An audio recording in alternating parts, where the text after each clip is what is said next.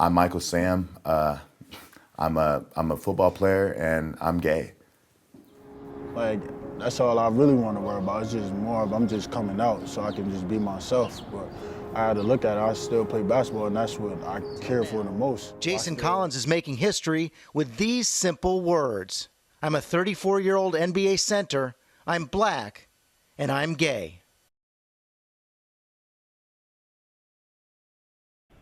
Personally, I don't believe that you can live an openly homosexual lifestyle or an openly premarital sex between heterosexuals. If you're openly living that type of lifestyle, then the Bible says you know them by their fruits. It says that, that's a sin. And if you're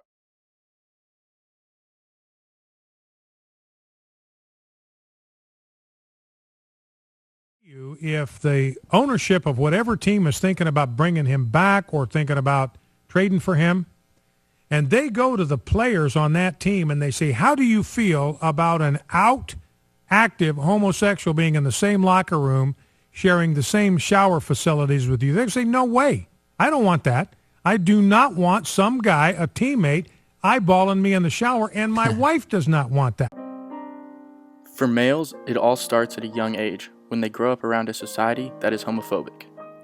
Certain sports bring out one's masculine traits, and coaches and parents reward these young boys for showing such emotion. If a player was to show some less masculine emotion, for example, cry during a game or practice, they would be scrutinized by their teammates and called certain names, like fag. You play ball like a girl! This example from Sandlot shows that it is also in media, and males are taught that having feminine traits is looked down upon. This is what brings up our next topic, which is homohysteria. Homohysteria causes males to want to express certain homophobic and sexist attitudes. My experience as an Olympian, it was ripe with challenges to masculinity, with open homophobia in the showers, in the locker room.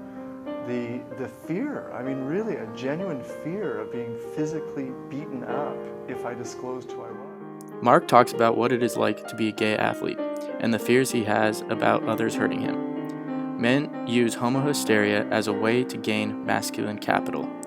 One who has high masculine capital will also have a high social status. All three of these concepts relate back to why men are scrutinized for coming out and telling people who they really are. Sports locker rooms are a place where there are a lot of homophobic remarks due to the fact that these males are trying to build their own masculine capital.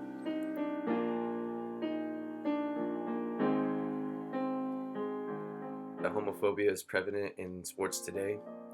I have experienced some, people call me pansy for just not making a big enough hit on the football field while I was playing in high school.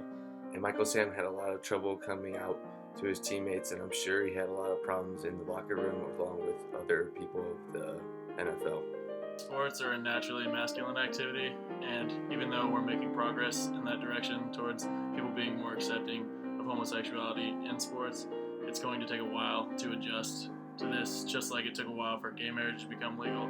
But with time, progress will come, and homosexuality will be more allowed and appropriate in sports. So I think there's a stigma in high school sports where it's almost rewarded being more masculine. Even college sports, it's kind of teaching us how to become better men and everything.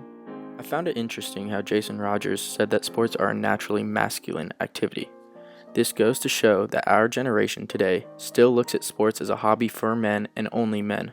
Our society perceives homosexual males to be less masculine, which is why people still treat these men on a lower social status, and don't believe that they can compete on the same level as a heterosexual male. All in all, our society is taught from a very young age that in order to be athletic, you cannot have any feminine traits, and those that do will not be as successful in their sport, which is truly sad and demeaning.